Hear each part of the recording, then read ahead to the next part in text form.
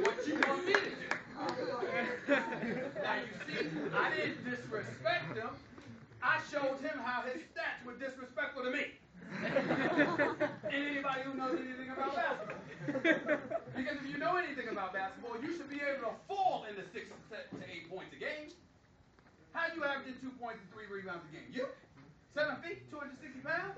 You're supposed to be able to do that by accident. But the fact that you couldn't, I can't really help you. But you see the difference. Now, if I'm disrespectful to him, the people around him don't like me because I'm disrespectful to him. Comes across a bit wrong. People don't want to talk to you. It hurts my ability as a journalist. But because I was able to show him how his stats disrespected me, they laugh just like you. And they laugh at him. See the difference? You got to be skilled. You got to be a skilled communicator. You can't be one-dimensional. I'm this way on news. I'm a little bit more mellow on Outside the Lines. I'm a little bit more fierce on HBO or Showtime. I'm a little bit reserved on CNN. It all depends on where you're at and who you're communicating to. And for those that sit there and say, well, you know what, that's a bit fake, that's a bit phony. Shut up. That's phony. And I'm going to tell you what. You raise your voice. You talk all loud with your boys. You get with a girl.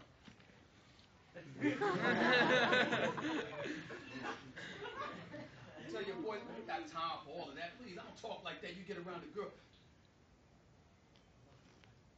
A little bit different. Because it depends on what you want and what you want to do and what you're trying to accomplish that determines how you communicate. It's a game, but it's not a game. It's the game of life. You can't be one-dimensional and expect everybody to conform to you. Come in and close that door, bro. Come on in here. You can't be one-dimensional and expect to truly accomplish your goals, because to be one-dimensional, you're asking everybody else to conform to you. You feel me?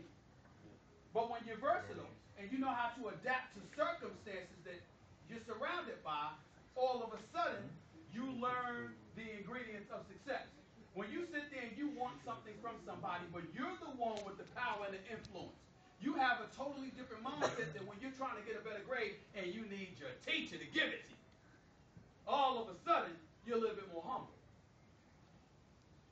And I say that it's a very, very important lesson because kids your age usually don't understand the importance of humility. You think you have the answers. You have no idea how clueless you are. This is just the truth. You don't know. And that's a good thing. Because guess what? The fact that you don't know allows you to get away with a hell of a lot more than somebody like me who is supposed to know. I'm 19, 21 years old, and I mess around pursuing a girl in the workplace. He's young. He doesn't know any better. He'll teach him. I'm Brett Favre. I suddenly got a sexual harassment case this forthcoming. I'm a 41-year-old grandpa with gray hair. I may be playing in the NFL, but I'm still a grandpa. I really don't have that excuse. You understand? So these are all the things. It's a game. It's a game. I'm still learning it, and I'm 42. I'm still learning it. It's the game of life. But you got to understand that there are rules that you have to conform to. And you have to learn to play within those rules. If you try to buck the system, that's where you get in trouble. A guy like Allen Iverson, he tried to buck the system. He got in trouble. A guy like T.O. cost himself millions of dollars. He tried to buck the system. He got in trouble. A guy like Pac-Man tried to buck the system. He got in trouble. A guy like Matt Jones tried to buck the system out of Arkansas, playing in the college football right now. In the NFL. He tried to buck the system. He got caught. He had to pay a price. This kid Cushion for the Houston Texans tried to buck the system. Steroids. You got to pay a price. Santonio Holmes, 4-game suspension, had to pay a price. Nobody's immune to paying a price. Every Everybody gets caught eventually. The key is, why get caught at all? To me, you got people out here using drugs, using crack cocaine and all that stuff. I don't feel sorry for them. Everybody sit there and say it's a disease. Really? Well, would it be a disease if you hadn't tried it in the first damn place? No. It's not a disease. It's a weakness. You gave in. You know why I'm not addicted to drugs? I didn't try them. I didn't sit there and say, I'm going to be tough. I'm going to do it anyway.